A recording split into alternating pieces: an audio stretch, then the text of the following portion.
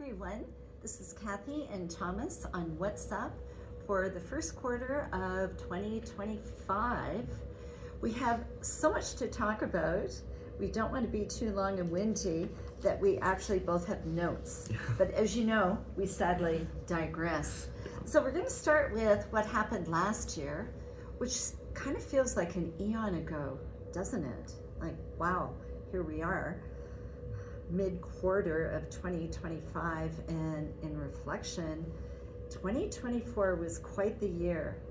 We're going to talk about that year.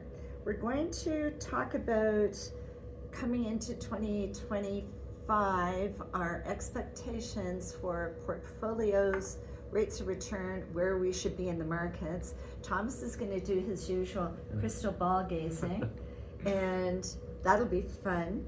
We're going to talk just a touch about CRA and getting prepared for that tax time. And we're going to finish with a little talk on charitable and my compliments to everyone for how big your hearts are. So here we go. Going into year 2024, as you would recall, now that we look back on 2024, we go, wow, what a great year. We did not enter the year of 2024 with that attitude. We entered the year with trepidation, anxiety. There was all sorts of things going on, if you recall. The first thing was we had high interest rates due to high inflation.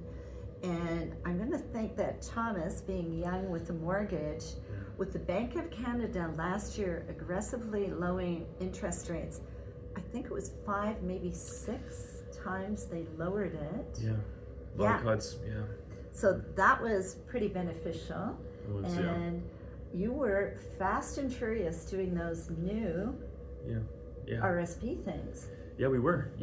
We were. We made sure that was one of our first full year of having our first time home savers accounts open, which was huge for our clients and our clients' kids. And those are extremely beneficial for us and being able to save. So the lower interest rates helps us on a couple of different fronts, and like you had mentioned too, 2024 or 2025 now, we have a lot of similar noise at the beginning of the year that we had last year. But that was the first time home savers accounts. We've been opening those for our clients, and they've been a big hit, and they've been great for us getting ahead and saving as well. So inflation came down, which allowed the Bank of Canada to bring those rates down, a little bit of a stimulation in the real estate market. And those recessionary fears kind of went away, but they're never too far. We also entered the year, looks like small potatoes now, we entered the year with political uncertainty. And wow, that just escalated. We're not out of that. And we're going to try and feel our way through this when we get into 2025 and where we should be. So I look at portfolios on year end, and we've been seeing a fair amount of clients doing their TFSAs, and that was a tremendous year. After we entered it with all that stress, it ended up being a banner year, and it was on the heels of a banner year for 2023. So we've had 2 powerful years in a row. And where were our sectors, and what did you find the best growth? Yeah, you know what? Like I mentioned, 2023 and 2024 both came with fears. Began the year, it's the fears and it's those headlines that grabs people's attentions. We deal with a lot of clients coming to ask about inflation and the wars and political instability. But we just remain invested and we look for opportunity. And last year, we saw that a lot with the AI boom. As you guys know, NVIDIA and the Mag 7 caught the top headlines for the majority of the year. So the Mag 7 being the big 7 tech companies that make up 30% of the overall US stock market. So we're seeing a lot of concentration in just 7 names. So people who just own the index really own 30% of that being just in 7 names. So you're not as diversified as you may have thought, but it worked last year. And we saw AI work last year in technology. So where we're looking for this year is to take some of our gains and to reinvest in other areas that maybe didn't see the same level of appreciation last year. Even though the market as a whole had a nice lift, we still see some areas of value in different pockets of the market. We did. So AI technology, wow, gangbusters. So we always watch your asset allocation and your percentage in those areas. And we're careful about the parameters. Everything did perform, but the tech sector overperformed. So depending on where you are, if you're retired and taking income, what we were doing pretty well in January and right through till now is we were looking at trimming some of those equity positions because we have great gains and that overexposure, and we were putting that money in one or two of your withdrawal pots. So at the bottom of the water cooler where we keep your cool money, we're busy, and we still are, we're working our way through, busy restocking those withdrawal pots. Yep.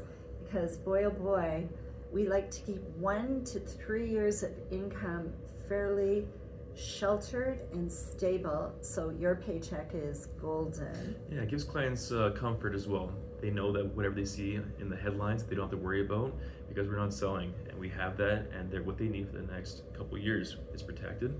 And we find that just given all the political instability and what you may read about now, it helps clients sleep easy at night, just knowing that that paycheck is stable. Golden. Yeah.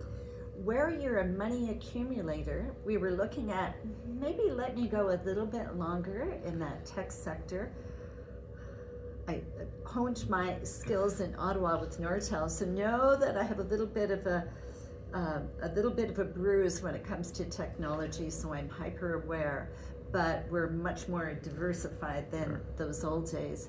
And we're looking at perhaps with new money inflow, creating a little bit of a different asset allocation with money flowing in, which means it's not going to technology, it's going to perhaps nuclear. Yeah. So I love Wayne Gretzky. And remember, Wayne Gretzky always was where the puck was going, yeah. not where it was. So we want to be the Wayne Gretzky of the financial world, which is lofty ambition. So we're looking at nuclear medicine, nuclear energy. Both are great areas. They're smaller funds, they're very focused, but still only medium in risk profile. So we're kind of looking at that. But one of our biggest holdings, and it performed quite well, was in Canada. And I still, if you're a little bit more skitterish, and we're watching concentration in nuclear, Canadian banks. Yeah. And Canadian banks, we have the charter banks, and by the time this is being released, you're going to see in the headlines Trump making comments about the states not being allowed to come up here and to bank, and they are allowed to operate in certain segments, but not as much in our retail space, which I know was something that had bothered him. That's also why we like the Canadian banks as well. We see that it's protected business here in Canada. They pay us great dividends. They're able to grow their earnings, and every once in a while you see them making the headlines for the wrong reasons. Yeah, TD. Buying opportunity. Yeah. Thomas identified it right off. And the issue was not systemic, it was very contained.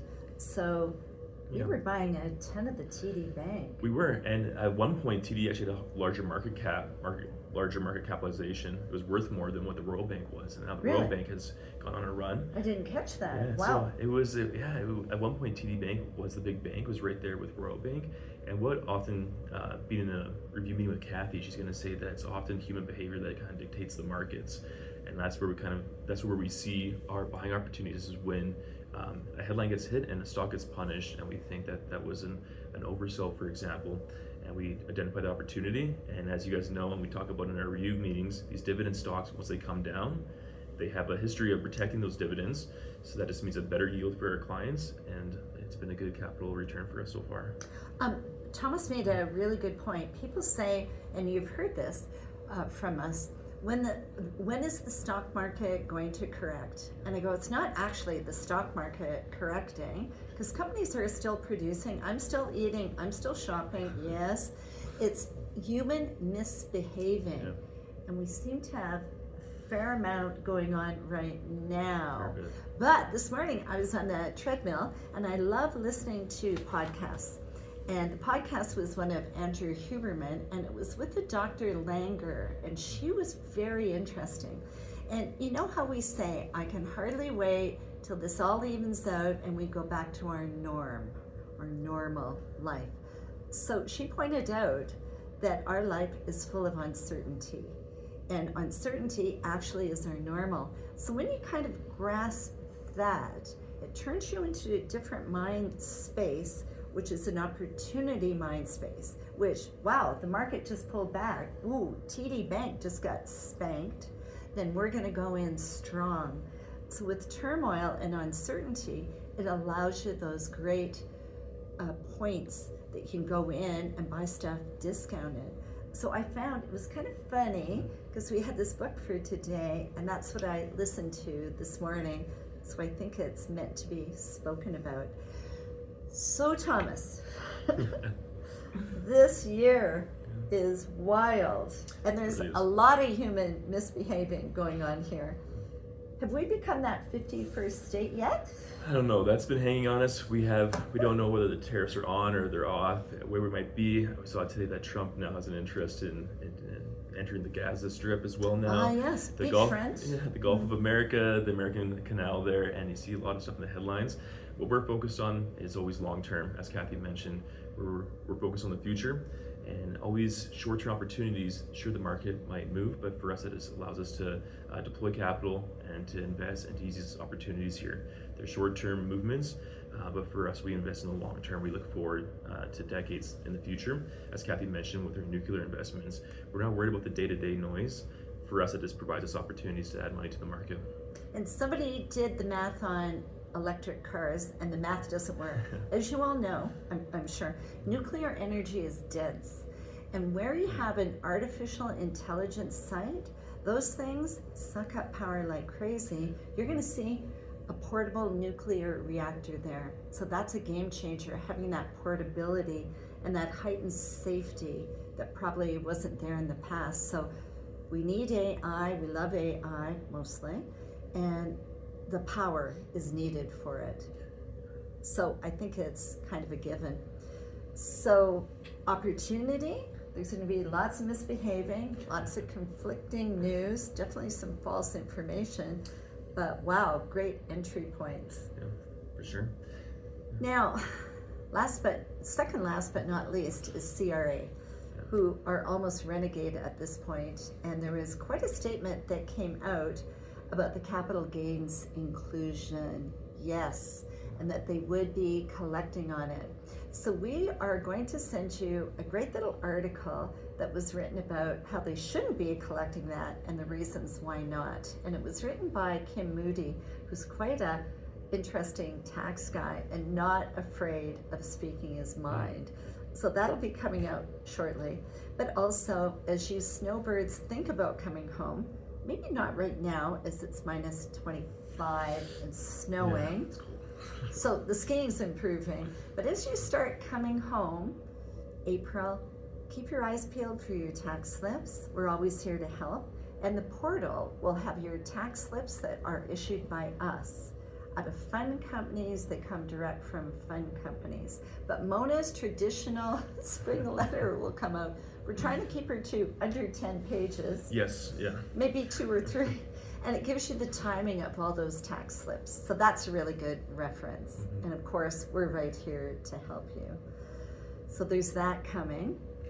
Last but not least, I wanted to end with how big our hearts are from the outpouring of charitable giving that came out last year. We started this about 10 years ago with some portfolios with positions in a large capital gain, which we suggested, this is pretty massive capital gain. How about we donate that to your favorite charity and miss the capital gains, not goof with inclusions. The charity gets the full amount, you get the full deduction, no capital gain. So our Carla tracked what you donated through us from September of 2024 to December, and it was? Just shy of $500,000. Yeah. Yes. Yeah. So think about over the last 10 years as this got bigger and bigger, how many people, how many animals, how many women's shelters, how many situations. And we see where the money's going, and it's going all over Oh, Children's Cottage was a new entry this year. Oh my goodness. Camp Camisole, Yeah. Thomas's Love will be doing some charitable fundraising in September of this year. It's changing so many people's lives in so many situations. And of course, my favorite, the Meow Foundation. We saved some kitties. So we're very proud of that. And I throw out to you that I'd like to make it $750,000, and we're going to track it all year. And that's a goal for us. And I'll put that forth to you with think about it. When you make a ton of money in CN Rail, Yeah. some of those big positions in tech, Yeah, Canadian Apartments has been a big one. Canadian Yeah. Apartments. Yeah, we've been blessed with so much, so it's been great to see our clients really take after this initiative too, and lots of times our clients are looking forward to this time of year, looking to increase what they did last year. We've all been blessed with so much, so it's been great to see people giving back here. Mm-hmm. Yeah. Makes our hearts big. And one person can change the world. We know this. So thank you from the bottoms of our hearts.